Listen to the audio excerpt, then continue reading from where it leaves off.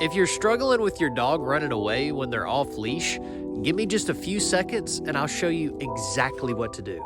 To start off, you're simply going to need a long line and a treat pouch.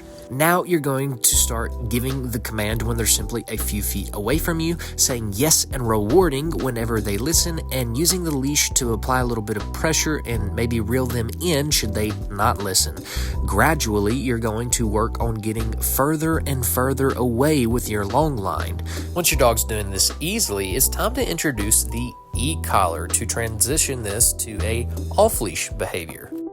For this, you'll want to make sure that you turn your e-collar down to the lowest level possible where your dog still feels it, so that it acts more so as a tap on the shoulder and simply a wireless leash. Now you're simply going to do everything the exact same except add a low-level stimulation right before saying the command and then turning it off as soon as they run towards you. After many repetitions, and once your dog is doing this easily, we have one more step.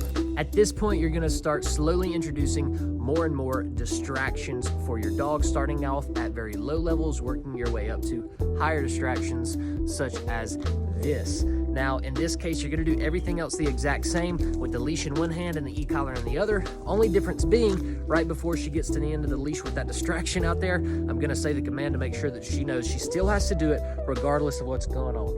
Luna, break. Luna, come. Yes, good girl. Now that you've done these steps, your dog finally knows how to come back when called every time, regardless of whether they're on leash or not, and you can finally allow your dog to have some true freedom.